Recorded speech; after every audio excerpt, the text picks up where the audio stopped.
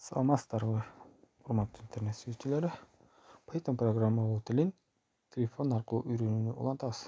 Мурдагы сабакта биз эки сандын суммасын табуучу программаны түзгөнбүз жана ал жерде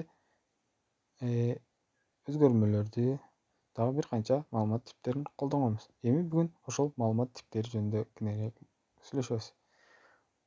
Python программалоо тилинде бир канча маалыматтар типтери бар. Жана эң негизгилери алар төртөө.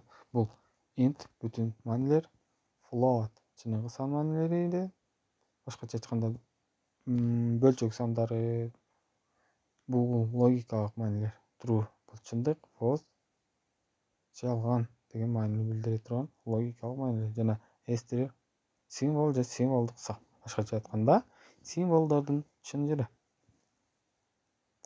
Логикалык өзгөрмө бул тибине кирет жана true чындык же болбосо false жалган маанилерин алат.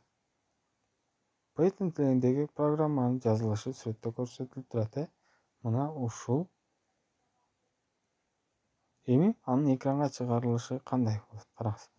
Эгерде A жана B сан берилип, C сан өзгөрмөсү аркылуу аны B-га бөлүп алсак, анда кандайдыр бир бөлчөк сан чыгат. Ушуну float тиби менен экранга чыгара турган болсок, ал бөлчөк бөлүгү менен кошо чыгарып атат. Ал эми андан кийинки коддо бөлүнгөн санды int тиби менен экранга чыгарып атканыбызда, ал жерде 3 деп бүтүн гана бөлүгүнү экранга чыгарып берип атат. Демек, int тиби бул бүтүн сандар тиби экен.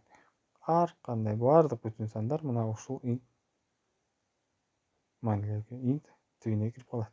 Ал эми float тибине болсо бүтүн сандар жана кошумча бөлчөк бөлүгү менен берилген бөлчөк сандар дагы кирип кетет. Ал эми үчүнчү коддо болсо ушул эле бөлүнгөн санды бул тиби менен экранга чыгардык. Ал жерде эмнени көрсөтүп жатат? True. Башкача айтканда чындык. Демек, A санын B санга бөлүүгө болот дегенди түшүндүрөт. Ал эми эгерде A санын B-га бөлүүгө мүмкүн эмес болуп калганда, анда false деп чыгып калмак. Кандай учурда A саны кандайдыр бир сан, ал эми B саны 0 болуп калса, мындай учурда бизге экранга false деп чыгарып бермек. Ушуну менен бүгүнкү сабагыбыз аягына келип жетти. Келесі сабакта амандашканча сак саламатта болуңуздар.